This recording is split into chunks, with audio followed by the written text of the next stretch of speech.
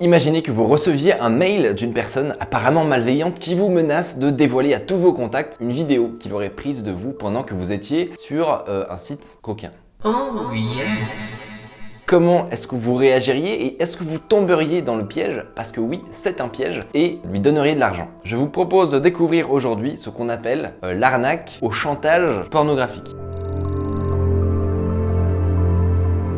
L'autre jour, un ami m'a envoyé un mail qu'il a reçu d'une personne malveillante qui était particulièrement bien foutue et assez flippant que je vais vous lire tout de suite. Je vais aller droit au but. Je sais que nanana est ton mot de passe. Je suis au courant de ton secret et j'ai des preuves de ça. Tu ne me connais pas et personne ne m'a embauché pour venir t'espionner. C'est juste pas de chance que ce soit tombé sur toi. J'ai installé un malware sur des vidéos de type pornographie. Pendant que tu étais occupé à regarder les vidéos, ton navigateur a commencé à agir comme un logiciel de contrôle de PC à distance. Ce dernier a installé d'abord un keylogger, qui permet de récupérer toutes les frappes de clavier, qui lui a ensuite donné accès à votre écran, votre webcam. Juste après cela, le programme a récupéré tous tes contacts depuis Messenger, Facebook et ta boîte mail. Ensuite, j'ai observé un petit peu plus que prévu ta vie et j'ai créé une vidéo avec deux vues. D'abord, l'enregistrement de ton écran et en même temps, une capture de ta webcam où tu fais des choses pas catholiques. Franchement, je suis prêt à oublier tout ça et te laisser tranquille dans ta vie. Oh,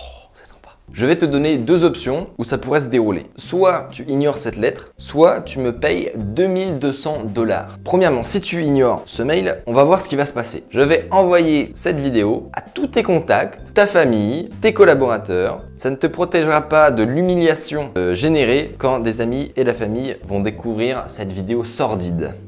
La deuxième option, c'est de me faire un paiement de 2200 $. On va dire que c'est un frais de confidentialité. Ton secret restera secret et je vais supprimer tous les enregistrements. Tu avances dans ta vie tous les jours et c'est comme si tout ça ne s'était jamais produit. À ce moment, tu dis peut-être, je vais aller parler aux flics. Laisse-moi te dire que je me suis démerdé pour que ce mail ne puisse pas être remonté. Je veux pas voler tes économies, je veux juste compenser le temps que j'ai mis et investi finalement à investiguer sur toi. Quoi de plus normal finalement. Et ensuite, il donne son adresse Bitcoin à laquelle il faut envoyer la quantité d'argent demandée. Ça ressemble pas mal à un épisode de Black Mirror que vous connaissez peut-être. Si vous l'avez pas encore vu, je vous invite vivement à le faire parce que bon, il est un peu glauque, mais très instructif. Et c'est un scénario à peu près similaire qui se produit. Cette fois-ci, c'est à cause d'une installation de logiciel qui a en fait été vérolée et qui permet à l'attaquant de récupérer le flux vidéo de la webcam à un moment où l'enregistrement peut valoir cher en chantage, dirons-nous. Bon, sauf que là, c'est vrai. Parce que dans cet email, il faut savoir que tout ce que ce monsieur dit, c'est du bullshit. Ce n'est pas vrai. Sa technique, elle est très simple. Vous allez vous dire, oui, mais il a un mot de passe. Comment il a fait pour récupérer le mot de passe? C'est justement comme ça qu'il procède. En vous montrant une information que vous pensez être secrète, il va crédibiliser le fait qu'il ait ces enregistrements de vous et ces informations. Qu'il n'a pas. Mais alors le mot de passe, c'est extrêmement simple. Régulièrement, chaque année, il y a des fuites de bases de données qui se produisent. Alors avec un peu de chance, les mots de passe étaient correctement hachés, mais là encore, ce n'est qu'une question de temps avant que les gens mettent suffisamment de puissance de calcul pour les faire péter un par un. Et on s'aperçoit qu'après plusieurs années, les énormes bases de données qui ont déjà leaké, que ce soit Yahoo et compagnie, les mots de passe sont trouvés parfois à 80 ou 90%.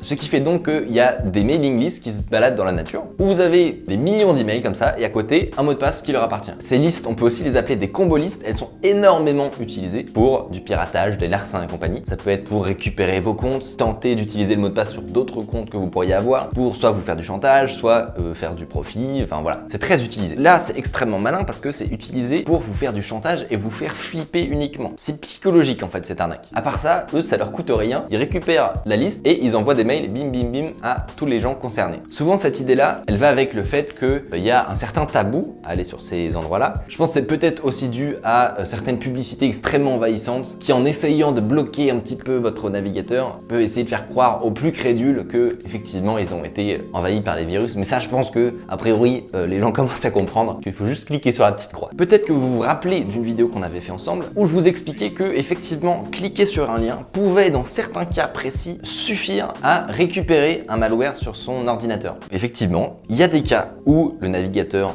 n'est pas à jour. En général, c'est une vulnérabilité dans Flash ou dans Java, des choses comme ça, qui permettent ce qu'on appelle un drive-by download, une intrusion tout simplement qui est faite seulement à partir du navigateur, sans action de votre part. Donc ça, c'est vraiment une des pire chose, je pense, au niveau de la sécurité d'un système d'information. Mais heureusement, ça ne se produit que très rarement. Le mec qui a envoyé ce mail, la probabilité qu'il ait une vulnérabilité 0 day qui n'est pas encore patchée et qu'il l'utilise pour faire ces petits larcins là, alors que ça vaut de toute façon de base une vulnérabilité comme ça vaut très cher. Donc c'est voilà, c'est pas possible. Attention, je veux pas dire que installer un malware seulement à partir d'un site web n'est pas possible. Je dis juste que dans l'état actuel des choses, si vous avez un navigateur qui a pas 50 ans, il se met à jour automatiquement. Il y a des patchs de vulnérabilité qui sont faits très régulièrement. Vous ne pouvez pas a priori vous prendre un malware juste en visitant un site web. Voilà, ce n'est pas possible. Donc ce qui est écrit dans ce mail, il ne faut pas le croire. Par contre, vous avez peut-être un petit peu de souci à vous faire concernant le mot de passe en question que vous avez reçu. Il va falloir le changer vite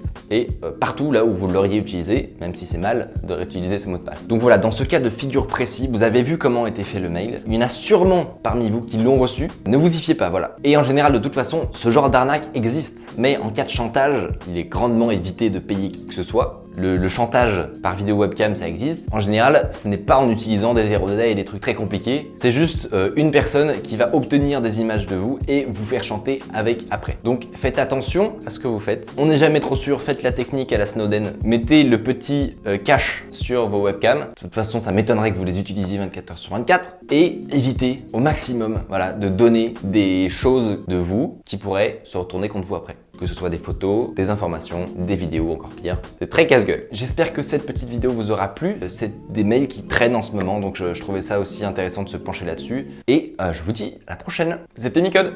Salut!